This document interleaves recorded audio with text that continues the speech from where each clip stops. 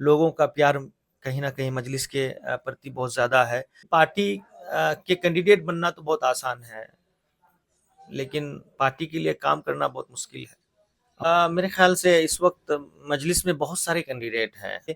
अख्तरुल इमान साहब के साथ कोई भी सीमांचल के एमएलएज़ खड़े नहीं हुए वहाँ विधानसभा के अंदर, और मजलिस-ए-इत्तेहादुल मुस्लिमीन सीमांचल की सिर्फ़ हर लड़ाई लड़ने के लिए इस वक़्त तैयार हैं। और हाय, मेरा नाम इरशाद शेख है और आप देख रहे हो इरशाद की रिपोर्ट। बिहार में अगले कुछ महीने बाद विधानसभा चुनाव होने हैं और विधानसभा चुनाव से पहले तमाम पार्टियों के नेताओं से सवाल के ज़रिए बातचीत करना बहुत अहम है, ताकि हमें और आपको पता चले कि चुनाव के समय ये किन मुद्दों को लेकर आपके पास वोट मांगने आते हैं। आज हमारे साथ राहिल भाई है, जो कि एआईएमआईएम के डिस्ट्रिक्ट सेक्रेटरी यानी सचिव है, और साथ ही साथ जो है पार्टी को सीमांचल जैसे पिछड़े क्षेत्रों में लॉन्च करने में इनकी बड़ी भूमिका रही है। एआईएमआईएम के साथ लगभग 10 सालों से जुड़े हुए हैं और न जाने इनके ज़रिए जो है कितने लोग एआईएमआईएम के बैनर तले आए और अपने पॉलिटिकल करियर की शुरुआत की। तो आज हम इनसे कई सवालों के ज़रिए जानने और समझने की कोशिश करेंगे कि एमआईएम को पिछले 10 सालों में किस तरह कामयाबी मिली और आगे की रणनीति किस तरह बना करके सीमांचल पूरे बिहार में जो है एमआईएम को मजबूत करेंगे। तो राहिल भाई, आपका बहुत बहुत स्वागत है। शुक्रिया इरशाद भाई, आपकी इस नए चैनल को बहुत-बहुत मुबारकबाद देता हूँ मैं कि आपने नई शुरुआत की, नए जर्नी का बहुत-बहुत मुबारकबाद। लेकिन आपने एक बात सही कहा है कि पिछले 10 सालों से जो पार्टी को कामयाबी मिली है, बिहार सदर जनाब अख्तरुल इमान की मौजूदगी में और उनकी अगुवाई में जो कामयाबी मिली है, और पूरे ऑल बिहार टीम के अगुवाई में, मैं शायद बता नहीं सकता हूँ कि बिहार में 40 से तक पार्टियाँ रही है और आज तक एमएलए नहीं बना पाए। और जनता का साथ रहा है और लोगों का प्यार रहा है कि 10 सालों में पार्टी ने इतनी बड़ी मकाम हासिल की, 5-5 एमएलए सीमांचल से बना के लेके गए, और आज जनता का प्यार है इस तरीके से। और 2025 में मुझे उम्मीद है कि बहुत सारे एमएलएज़ हमारे सीमांचल के जीतने के कगार पर हैं, और यहाँ के जनता जिताएगी भी। इसलिए जिताएगी, सीमांचल की आवाज़ अगर इस वक्त विधानसभा में कोई रख पा रहे हैं सही तरीके से, तो मजलिस-ए-इत्तेहादुल मुस्लिमीन है। और मजलिस-ए-इत्तेहादुल मुस्लिमीन सीमांचल की सिर्फ हर लड़ाई लड़ने के लिए इस वक्त तैयार हैं और लड़ी भी जा रही है। आपने देखा पिछले दिनों एसआईआर के मुद्दे को लेकर के जिस तरीके से 4 जिला में, कटिहार, अररिया, पूर्णिया, किशनगंज में यहाँ के डीएम ने आपका आवास प्रमाण पत्र पर रोक लगा दिया, तो बिहार सदर अख्तरुल इमान साहब ने किस तरीके से विधानसभा में आवाज उठाया। सवाल तो ये है कि हुकूमत के जितने भी बीजेपी के एमएलएस थे, छटपटा रहे थे वहाँ एमएलएस, क्योंकि उनको बताया नीतीश कुमार को कि भाई आपके डीएम ने आवास प्रमाण पत्र पर रोक लगा दिया है, आखिर क्या कारण है। लेकिन बदकिस्मती ये रही कि अख्तरुल इमान साहब के साथ कोई भी सीमांचल के एमएलएस खड़े नहीं हुए वहाँ विधानसभा के अंदर। आप क्या खड़े होते तो क्या आपका वोट से वहाँ क्या होता? आप क्या राष्ट्रपति का चुनाव कर रहे थे या राज्यसभा का चुनाव तो नहीं कर रहे थे ना। आपको हिमायत में सिर्फ खड़े होने थे। लेकिन अफसोस की बात है सीमांचल के एमएलएस पर कि अख्तरुल इमान साहब ने गरीबों की आवाज बन करके जिस तरीके से आज एसआईआर को लेकर के पूरे गरीब मजलूम लोग छटपटा रहे हैं, भाई किस तरीके उनका आवास प्रमाण पत्र बने, लेकिन सीमांचल के कोई भी एमएलए उनकी हिमायत में वहां खड़े नहीं हुए। ये बड़ी अफसोस की बात है।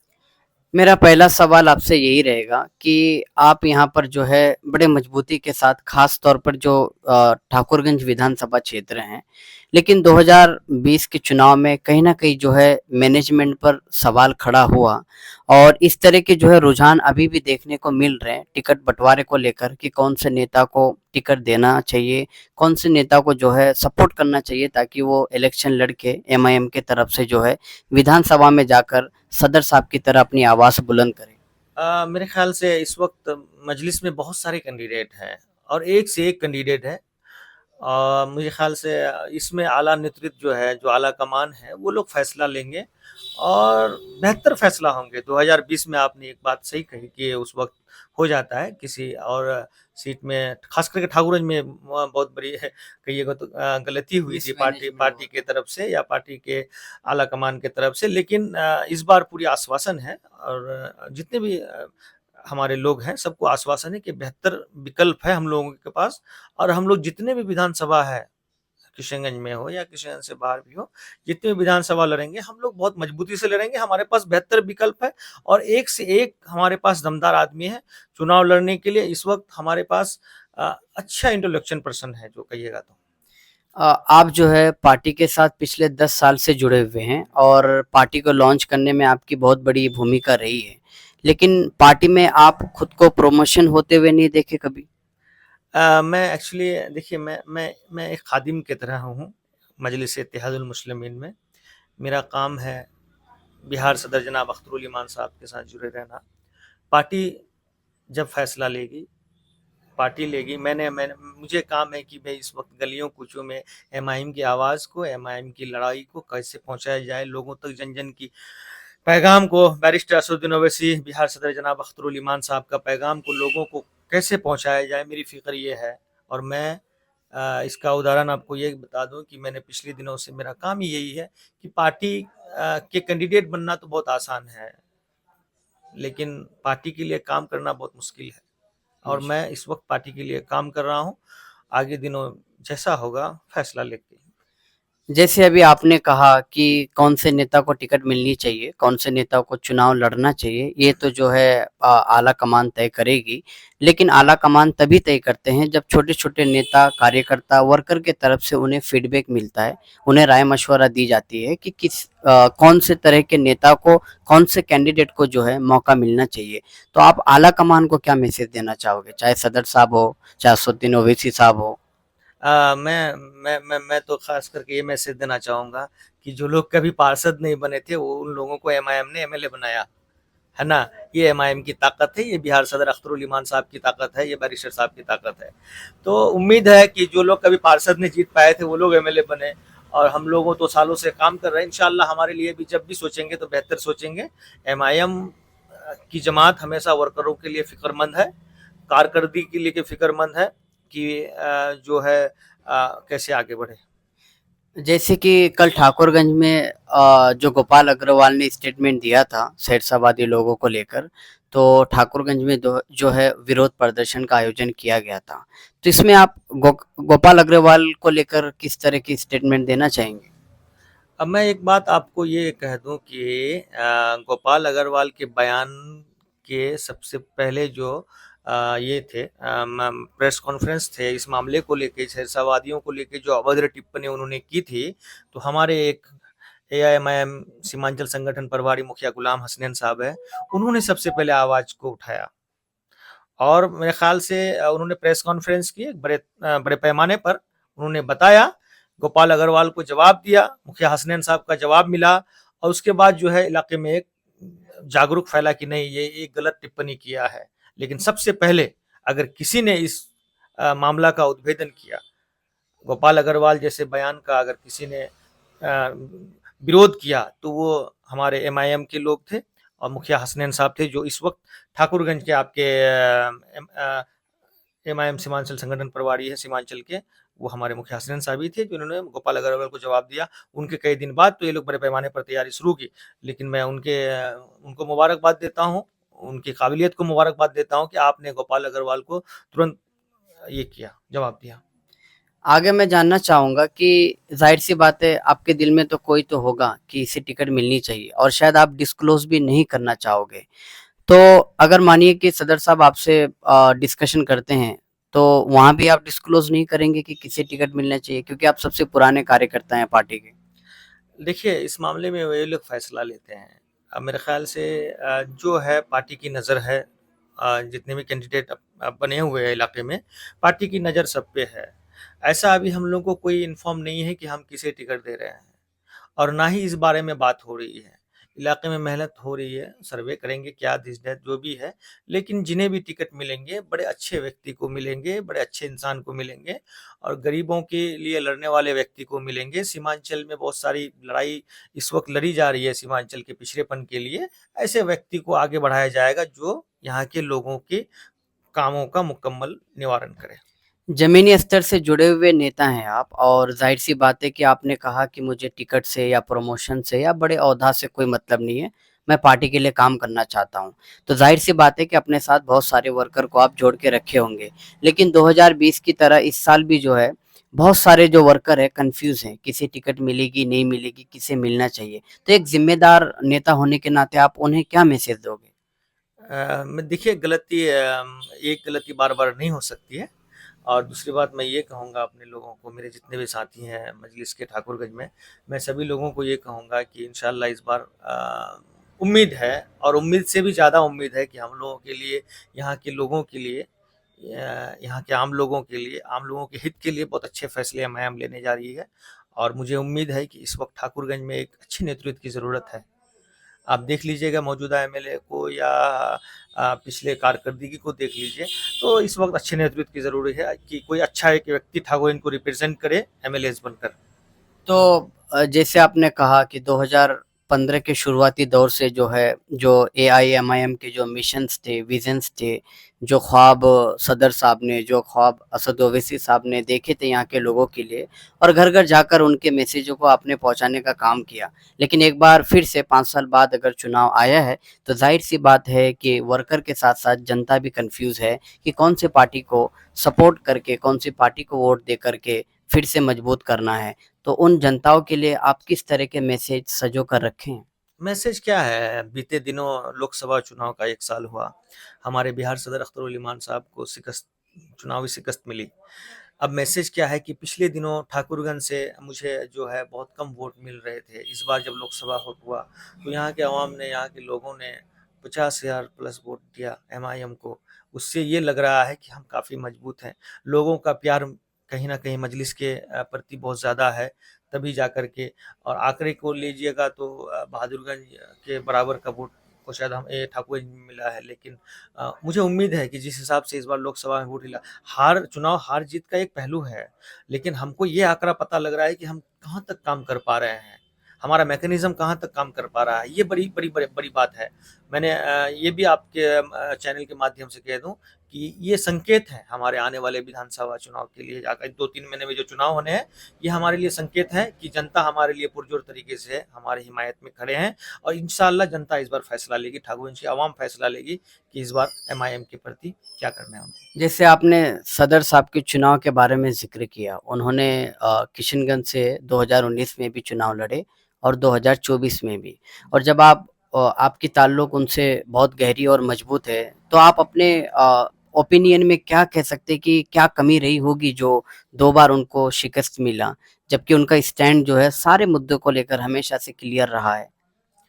ये कहीं न कहीं एक लड़ाई है इस वक़्त महागठबंधन और जो एमआईएम की जो लड़ाई रही ना, तो यहाँ के लोगों को थोड़ा-सा जो है अब देखिए वो बखूबी जानते हैं पिछले पिछले चुनाव में जो है 2019 का चुनाव में सदर साहब 5 साल मेहनत किए और जावेद साहब पहली बार जो टिकट लेके आए, 24 दिन के अंदर टिकट लेके आए और चुनाव जीत के चले गए।